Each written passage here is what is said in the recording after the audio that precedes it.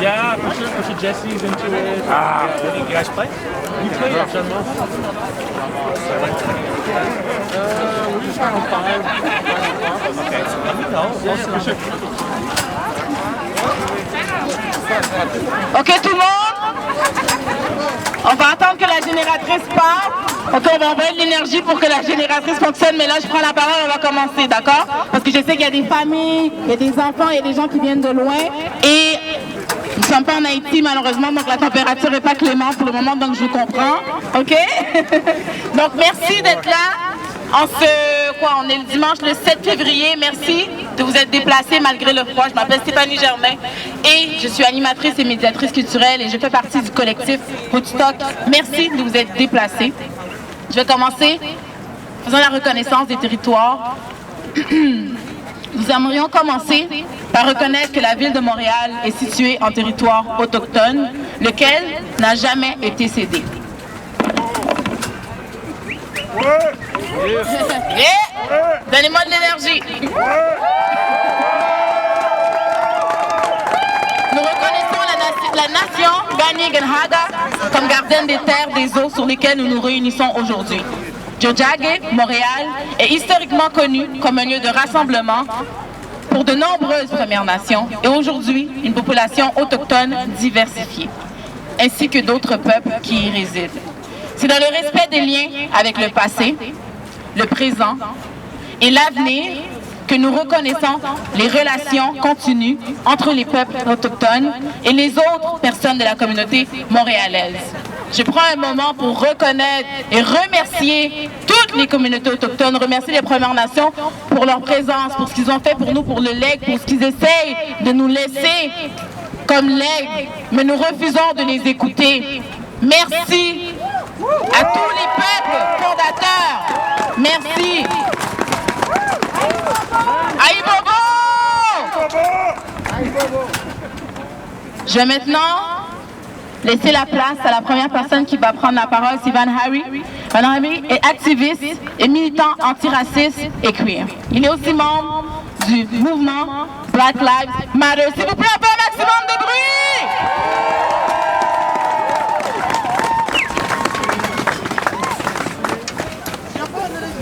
Bonjour tout le monde, vous êtes chanceux, je parle jamais au micro d'habitude comme ça, profitez-en.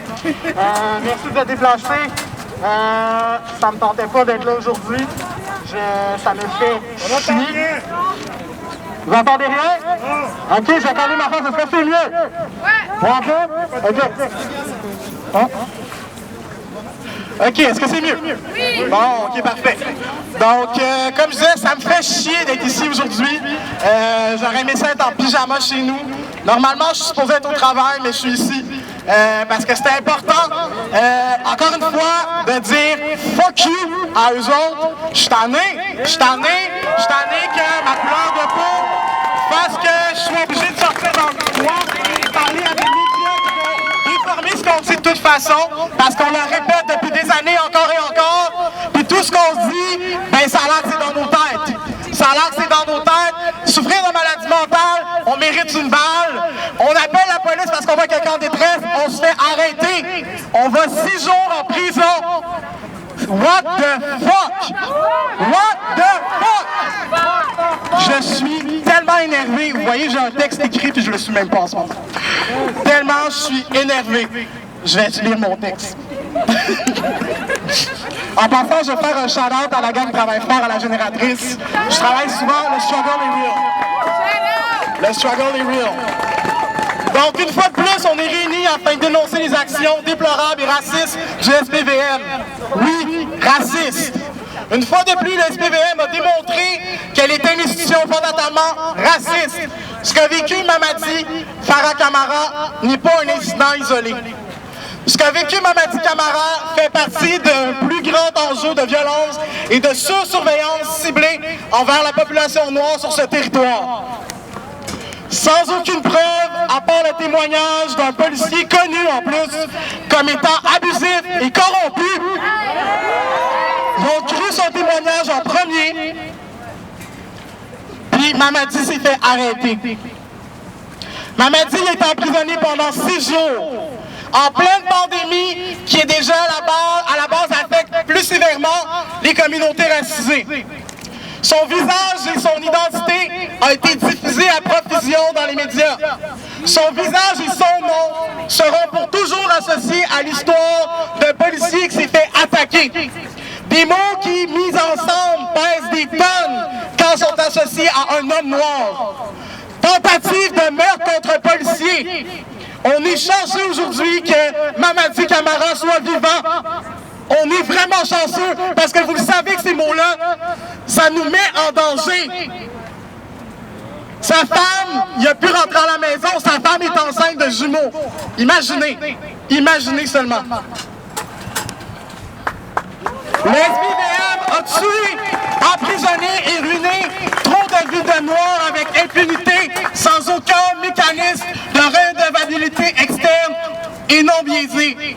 On est ici pour laisser le SPVM savoir qu'il est temps de récolter ce que l'on sème.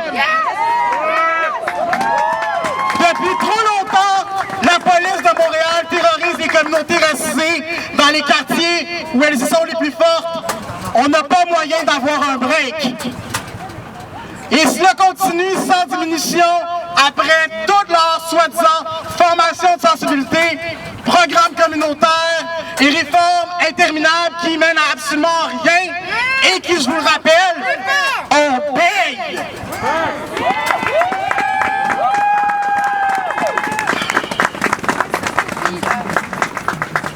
Donc, Black Lives Matter Montréal l'a déjà dit et je vous le répète aujourd'hui, les réformes sont pour ceux qui manquent d'imagination pour l'abolition. Pour terminer, je vais vous laisser sur ces mots. Si nous devons mettre sous la loupe notre service de police au quotidien, il n'y a aucun doute possible. Cette institution est dangereuse. Il est maintenant temps qu'on reprenne nos vies en main en tant que communauté, qu'on prenne soin les uns des autres et qu'ensemble, on sort dans les rues et qu'on leur dise ça suffit. Puis à toutes les personnes non racisées, donc les personnes blanches, parlez à vos parents, parlez à votre famille, qui arrêtent d'écouter François Legault et sa crise de bullshit. Le gars, il est mêlé. Il sait pas quoi il parle. C'est pas dans nos têtes qu'est-ce qui se passe aujourd'hui. Ce n'est pas dans nos têtes. Le nombre de fois que moi, là, je me suis fait corner avec mes clés dans mes mains devant chez nous, parce que oui, je suis venu travailler tard, puis la police était louche, qu'une personne noire ait des clés devant une maison, puis qui rentre chez elle. C'est pas normal. C'est pas normal. Merci d'être là, puis fuck you, Carlis.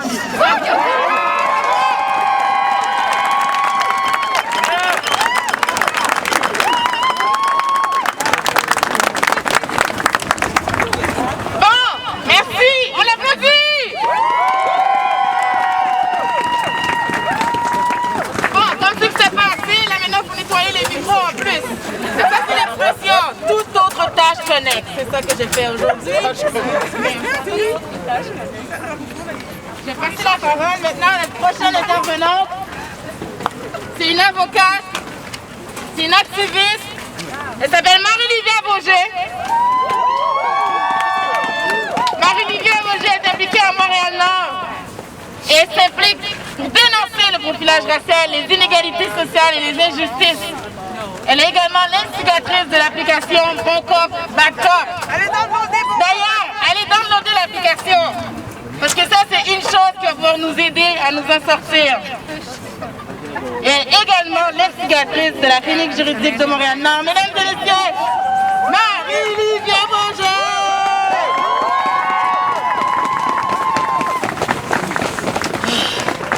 Justice pour Camara! Justice pour Camara! Justice pour Camara! J'entends rien. Justice pour Camara! Vous savez quoi? Vous savez quoi?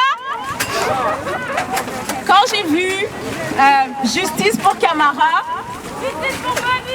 je me suis sentie, j'ai comme senti un sentiment de joie. Pourquoi? Parce que c'est la première fois que je vois un hashtag Justice puis la personne est encore en vie.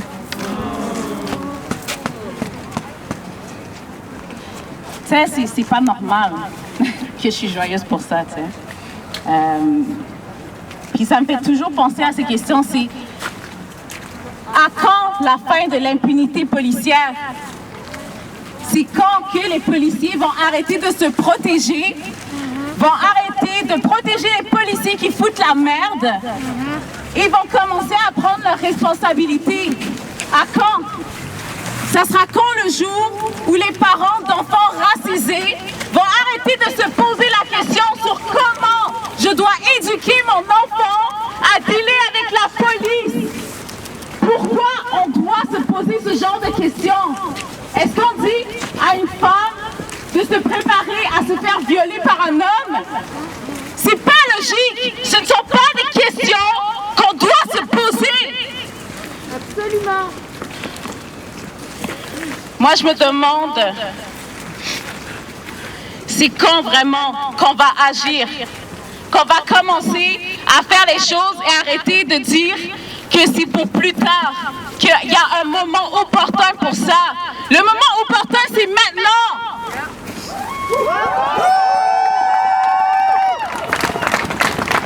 À quand le jour où noirs, autochtones, blancs, personnes racisées pourront faire confiance à la police et à son travail? À quand?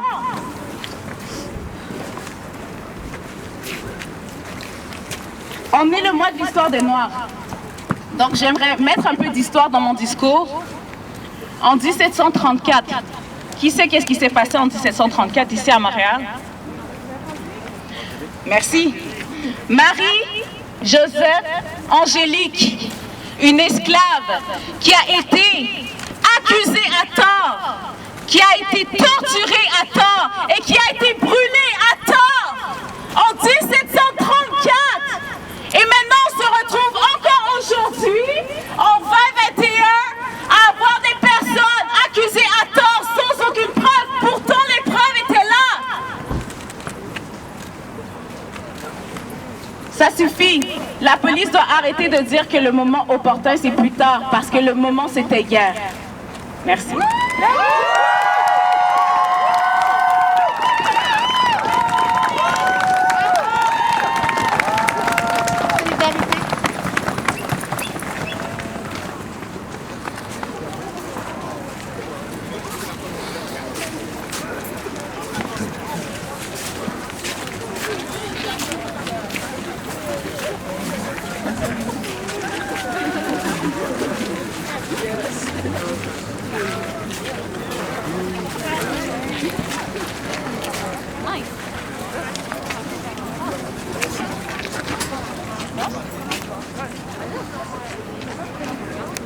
C'est où là?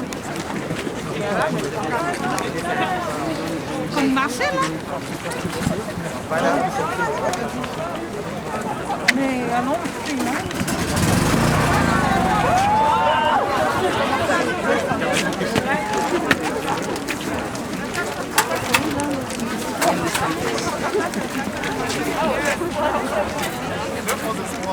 non, non, c'est pas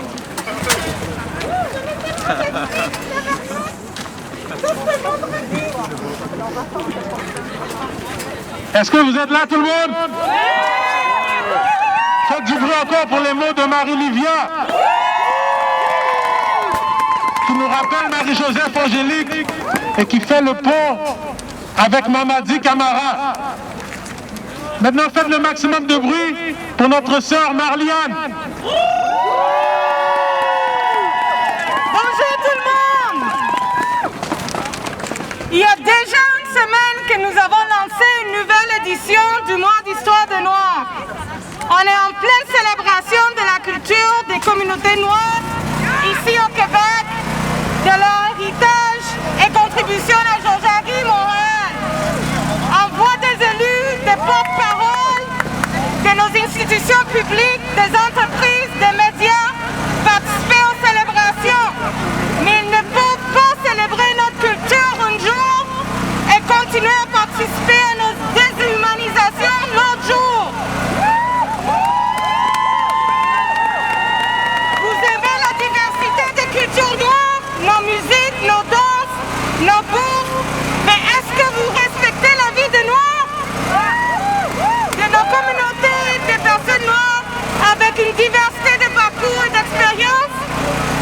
suffit pas de participer au gala, de danser avec nous, de donner des discours vides et banals, sans aucune volonté politique, aucun engagement à changer les choses.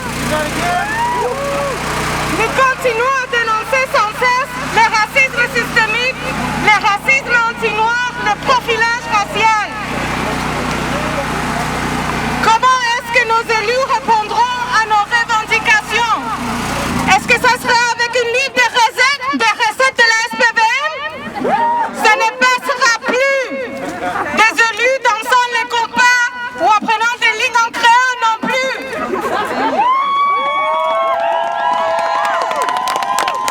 Pour conturer les mots, la vie de Noircombe sur la rue Sainte-Catherine en centre-ville n'est pas assez non plus.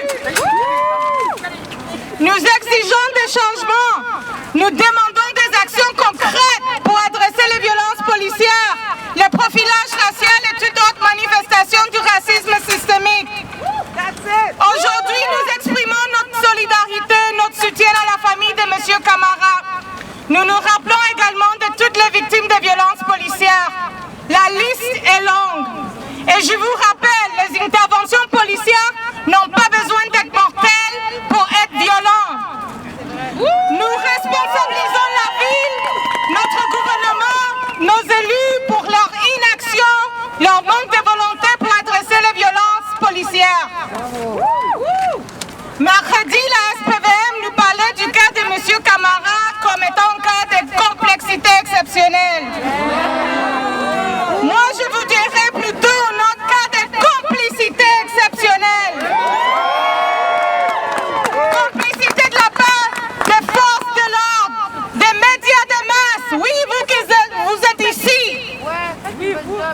qui continuent à reproduire des discours déshumanisants et racistes qui mettent en danger nos communautés. Dénonçons leur complicité. La mairesse se soucie du manque de confiance dans les forces de l'ordre, mais il suffit de revoir l'histoire du Québec pour comprendre que nous ne pouvons pas et nous n'allons pas leur faire confiance. Le mouvement de protestation en cours contre la violence anti-noire est indéniablement historique. La ville, le gouvernement et toutes les institutions publiques sont responsables de nous offrir une ville sécuritaire pour que nos communautés puissent s'épanouir. Mais la ville continue à investir dans des institutions qui historiquement ont violenté